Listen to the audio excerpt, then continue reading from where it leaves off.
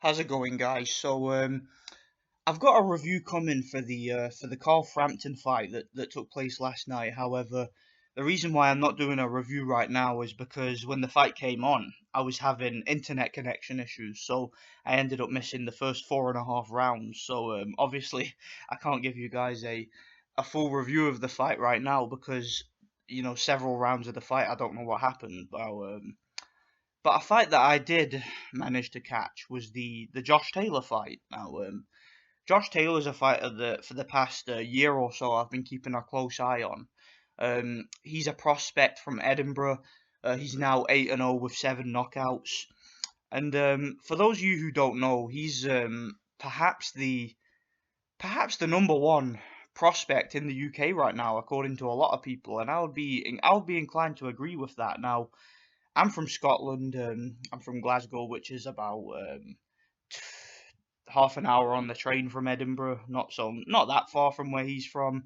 And yeah, the reason I wanted to make a review for this video is because, to be honest, historically Scotland really doesn't have a good track record for producing fighters, particularly guys that really capture your imagination as prospects. I mean, if you look at any world champion that came out of Glasgow, I mean, a lot of them were very crude, very one-dimensional, very basic, to be honest. I mean, if you look at Ricky Burns, who's right now is Scotland's most prestigious fighter at the moment.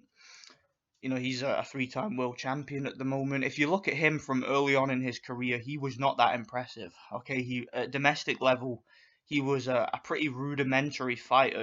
Very basic. Pretty much.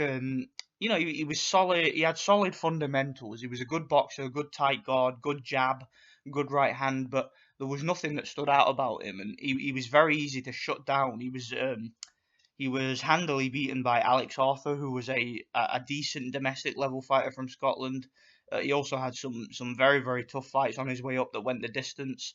A couple of fights where he was down, and he just really there was nothing about him that stood out, and you wouldn't have bet on him becoming world champion. And you do have your odd talents throughout history, like Ken Buchanan, in my opinion, was perhaps the best fighter to ever come out of Scotland. I'm sure some people would say Benny Lynch, but Benny Lynch, there was too much. For me, there was too much inconsistencies with him. His career was ruined by alcohol and money troubles and stuff like that, and his life was cut very short, unfortunately. But he had the talent to be the best fighter from Scotland. He really didn't have the dedication or his entourage that he had around him was just too much pressure basically, and he just couldn't handle it. And that's a recurring theme with athletes from Scotland. They tend to have severe alcohol trouble, particularly later in life. Yeah, we also had Scott Harrison, who became champion, but he was a very very crude fighter. Brawler, tough guy, hard man, but really not that much skill at all. Not that much finesse. Again, on his way up, you wouldn't have bet on him becoming world champion. But he managed to, and he was a bit of an overachiever, to be honest. But the reason why I'm saying all that, I'll get to the point here, is because this guy right now, Josh Taylor, in my opinion, he has all the tools that I would want a prospect to have if I was a trainer. Like if I could take a fighter out of the amateurs and try and develop them into a world champion.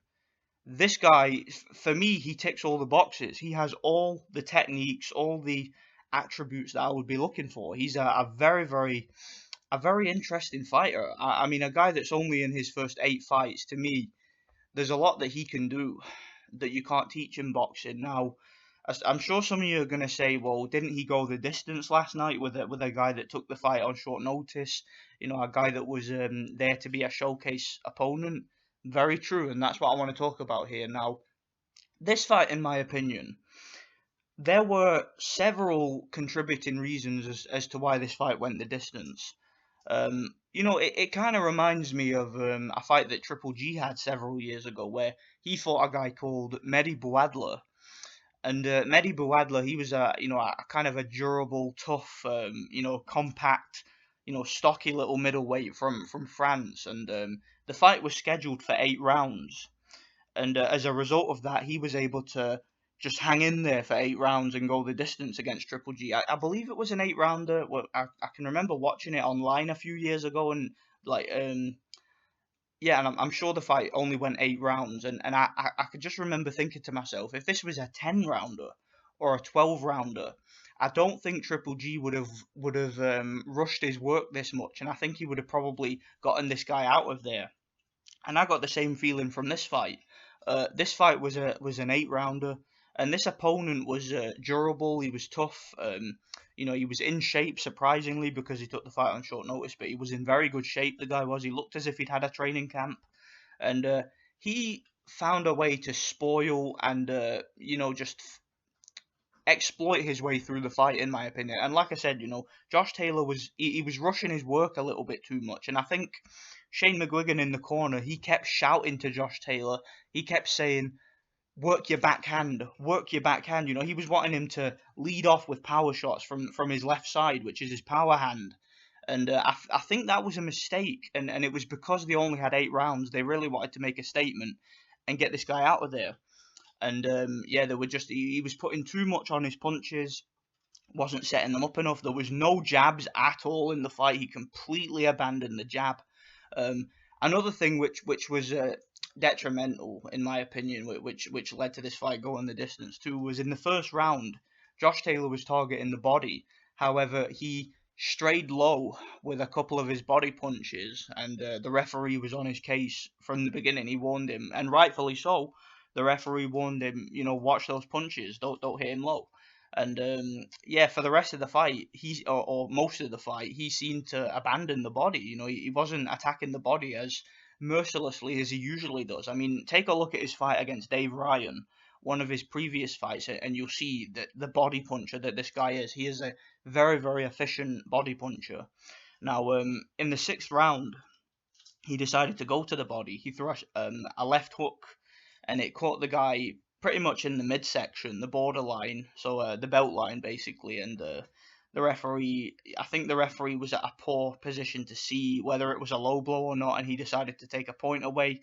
I don't think he should have taken a point because, again, from the replay, it looked to me like it was a borderline shot. It didn't look to me like it was low, but I suppose it depends on the angle you look at it. If you were standing in the ring with these guys, perhaps it would have looked more like a low blow in real time. So, yeah, I'm not really mad at the referee for that. He was doing his job. He was keeping the fight clean, but I feel that if he'd perhaps if those punches never strayed low in the first round, perhaps Josh Taylor would have picked up some momentum with his body attack, and perhaps that body attack could have led to him getting a stoppage, just like what happened against Dave Ryan. Now, Josh Taylor, like I said, this guy has all the attributes that I would want a young fighter to have.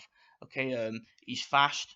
He's got tremendous stamina. Okay, the guy, I've never seen him get tired in a fight. Even some of his fights, I believe he fought in the World Series of Boxing a few times, and all his amateur fights I've seen. The guy throws a lot of punches and a lot of punches with a lot of viciousness behind them. He's got a lot of power, and he doesn't seem to get tired. This guy, he's got good stamina. He's a very good athlete, and I've even heard reports of him looking very good in sparring against people like Carl Frampton. Obviously he works with Shane McGuigan, the same trainer of Carl Frampton. And yeah, Barry McGuigan is the manager for both of them. And Barry McGuigan, he basically said before the Dave Ryan fight, he was like, if I could get this guy a world title fight now, I would, because he genuinely believes that Josh Taylor's ready. Now, he's also a southpaw, which I think is very, very good. It helps his style because with the way that he fights, he'll drop his hands at times and he'll move his head, and then but he does have a guard when he needs it, which I like. And southpaws can be very good at taking away your opponent's jab. And Barry McGuigan and Shane McGuigan, they know how to prepare a southpaw because obviously they Barry McGuigan was a very experienced boxer himself.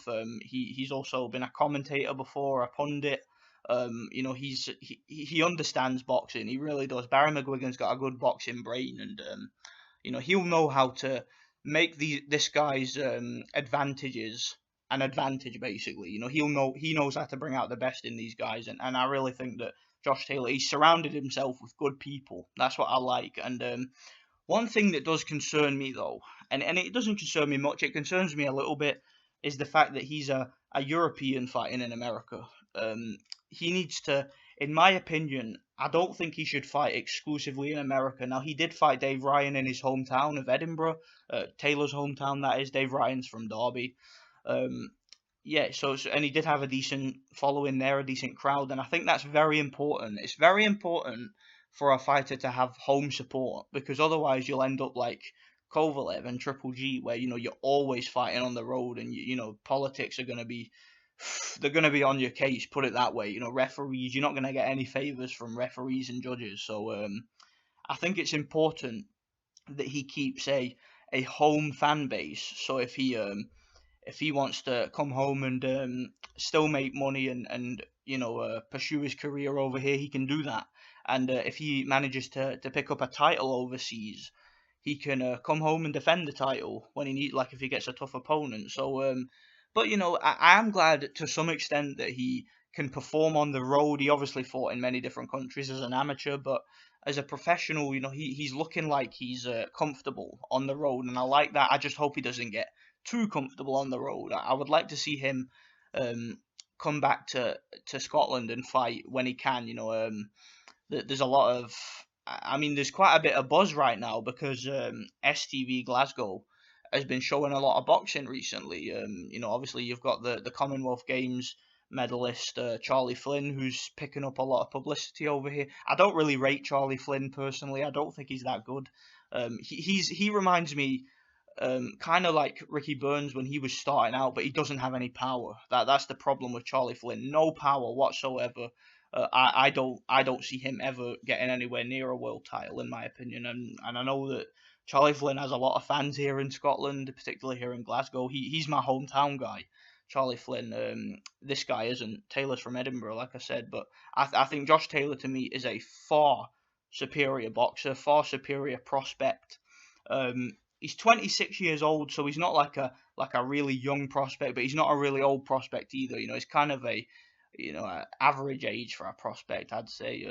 He's a decent age. He had I believe he had a fairly long amateur career, so he has a lot of experience that he's bringing into the pros, and I'm glad that they're not babying him. I'm glad that they're kind of rushing him a bit, because it means he's getting used to having proper opponents in front of him, and as we found out, he's just fought a very durable opponent, a guy that knows how to go the distance, a guy that was there to fight but not there to win, in my opinion. I think he was kind of the opponent was there to go the distance and upset the KO streak. That's just the feeling I got from the fight. He was holding at times. He was throwing punches. Don't get me wrong, but he was doing it, I felt, to kind of stop Josh Taylor in his tracks. He wasn't really. When he knew he was behind on points, I didn't really see much of a push from that guy to try and get the fight or the second half of the fight in his favour. To me, it looked as if he was happy to go the distance because he wasn't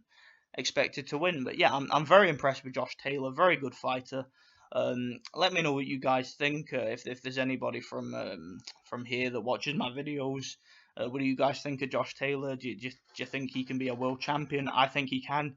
He fights in the light welterweight division.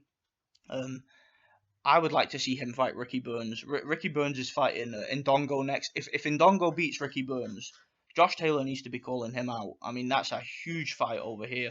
I think Josh Taylor can beat Ricky Burns. That's my opinion. Even at this stage, like I said, Ricky Burns is a good fighter. He's durable. He's tough. He can box. He's got good defense, but he doesn't have that fluidity to him that this guy seems to have. So anyway, let me know what you guys think. I'll try and find a video of the Carl Frampton fight if it's in good quality, and I'll watch the first half. I'll maybe just watch the whole fight again, then I'll maybe make a video. Let me know what you guys think. Thanks for watching.